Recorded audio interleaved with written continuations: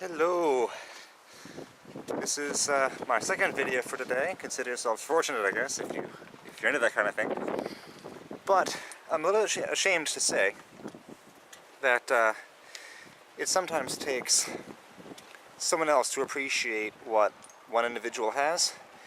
And I guess growing up out here, I sometimes forget how beautiful it is.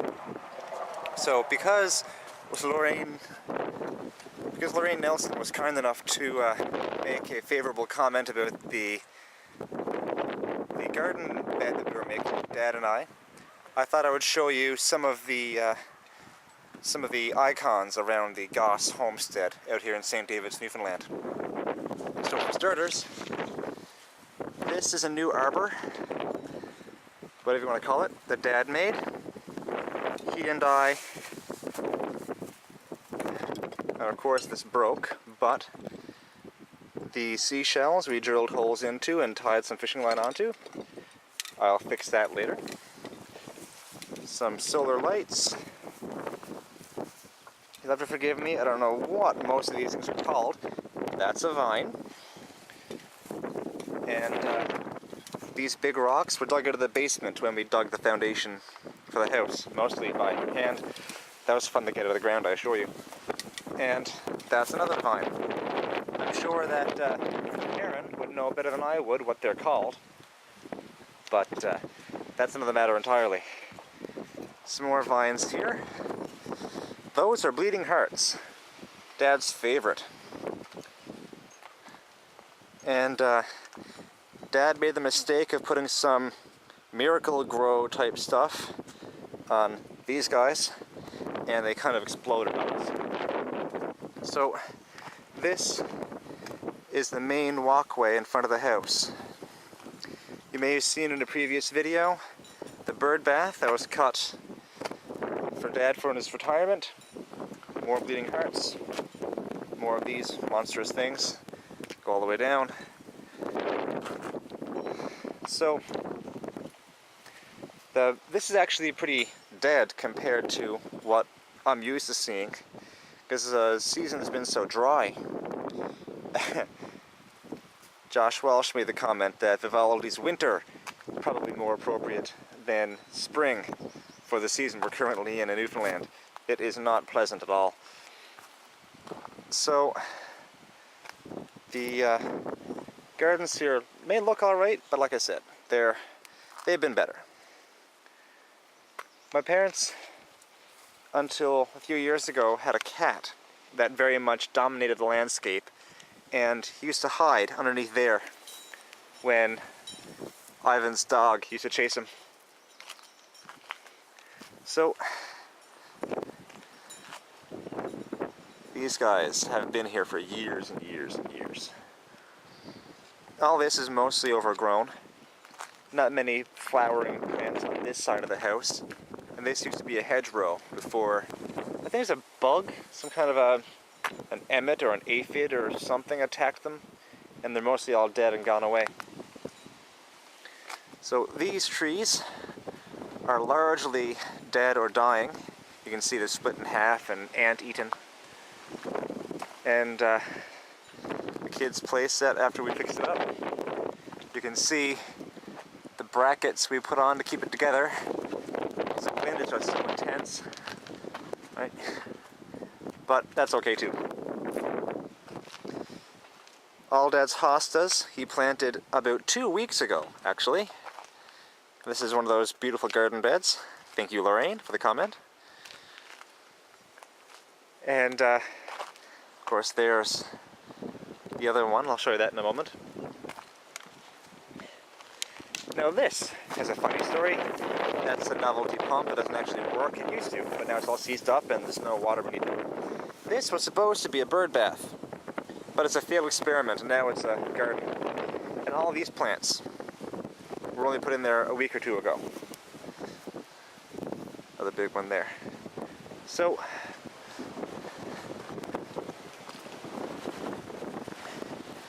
all the beautiful plants on this side. Big trees along our railway tie fence.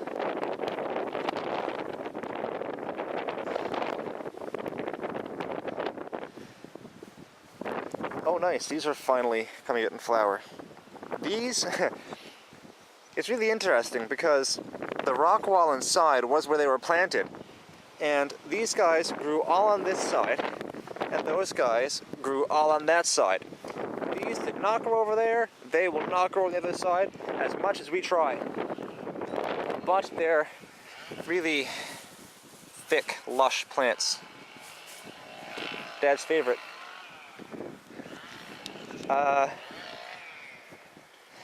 We have this one as well. Dad dug this one up on the side of the road somewhere, don't know where that was. And there's a chute coming up next to the asphalt, so we saved it, and look at it now. One of these guys. All of these plants are cuttings from those. You can actually see here where we cut some of them away and planted them all the way around another rock wall. We've got some rose bushes here growing. That's where the big willow tree used to be, and we cut that down and planted them way over there on the other side. These are some of Dad's bird houses. This is where his robins like to roost. I hope you can still hear me over the wind. And we have these bird cages because we have a big problem with crows out here. And the crows that are as big as house cats, I swear to God, keep getting into the birdhouses and eating all the food, so we've had to improvise and make these areas cut out to keep the bigger birds away. So they appear to be enjoying the food that we leave for them. So over here we have all kinds of daffodils, I'm pretty sure, that Dad had cut down. These were 8 or 10 plants, and right from there up to the bottom of those trees are now lush from one side to the other. So every now and again we chop them down with a lawnmower, and the next year they grow up twice as thick. We used to have great big beautiful trees here, the same thing as we have over there, but all these went to rot as well and we had to cut them down. So now we have some shrubs. A shrubbery! Over here we've got rose bushes, and you can see all on the fence where I've replanted those lilac willows. No, laurel willows. I'm not a florist. So you can see all that there. We have another variety of orchard type plants, and the ground is too wet for them, it turns out, and most of them aren't surviving well. So we have our roses there too. Not much on that side of the willows that I planted. So go over here. There's nothing behind the shed, though Dad did have what we jokingly call the bird condo. This thing that a creeper he planted on the side next to a trellis, and now turns out to have used the bird condo as a trellis. And now it looks like an explosion, but that's okay. He's happy, the birds aren't. They will live with it. Okay, so now I'll show you the orchard out behind the house. Dad's rather proud of this. Rock wall there, rock garden. Rock wall. This is a failed experiment, trying to plant another one of those willow branches, but it's been so dry nothing seems to be living. Here's one orchard. He's got cherries and plums and apples, 4 lines of trees. All these, that guy is a lilac, I think. I'm not certain. But Dad dug up out of the bog, wanted to use it, and then threw it over there, root ball and all, and it just took root and it's exploding, and it seems very happy. These are my brother Kristen, his strawberry plants. I thought this is a novel idea. Planting them at the side, so then he'll have a strawberry bush eventually. But these are all turning out well. You can even see the blossoms. Gorgeous. And there's this one too, out in bloom, despite the drought that we appear to be in. Dad's wood pile, you can see, if you remember from previous videos, all this used to be full of wood. So that's all cut up now. He's getting rid of his wood stove eventually. And these are some more small trees. I recommended to him that we, up here, all these stakes are 2 meters apart. To get some orchard stuff and plant in this area. That would make a beautiful hillside orchard with all the sunrise would be here. In the meantime, we're cutting into all this area. This is where the earth came from for the flower bed earlier with the bird video. And that's going over slowly but surely. So, for the last leg, I will take you over here. This will tell you how close my father and my uncle are. Concrete walkway from one house to the other. They make the trip enough. Oh, okay. Over here, I missed it the first time. More flowers on behind of Dad's sun porch.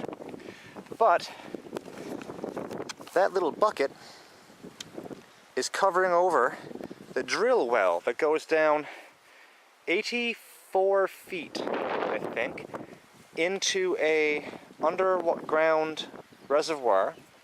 Dad calls it an underground pond.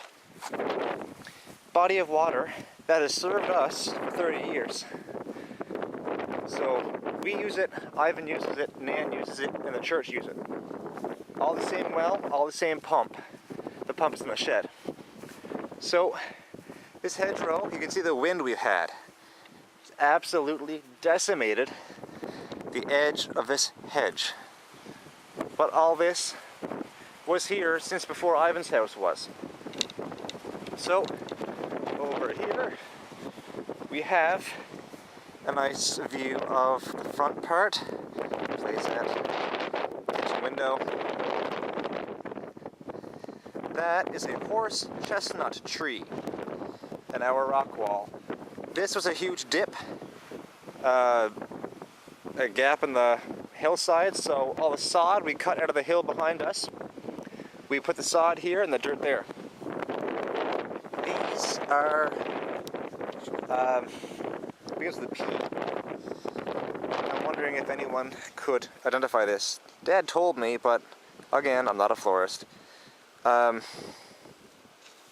name escapes me right now. That's okay. But I'll put them as a caption below. All this was filled in. This was wet. Nice dark brown earth. Now it's all dried out, desiccated.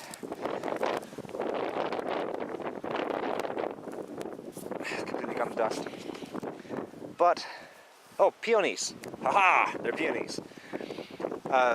This is another horse chestnut. And I think that was supposed to be a horse chestnut before it decided to wither and die on us. But all along this fence, all those trees flower later on.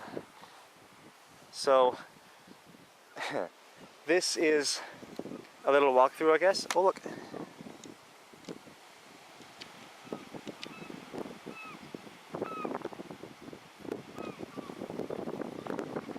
Apparently they didn't get enough worms when I was here before. But that's okay. You already got one bird video today. So this is our garden. If you notice, that little battlement looking thing was a flower box, so one right there. So this and that are parallel lines. or less. But this is Dad's garden.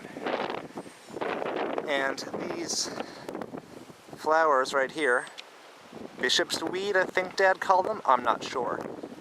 Follow the fence all the way around, and that fence encompasses a 6-acre area, all up on the hill behind, and so on. But I'm glad that you could join me on this little tour, and I look forward to presenting you with more material on how my life has changed and how my summer is going, and so on and so on. But, cheerio, and everyone have a great day.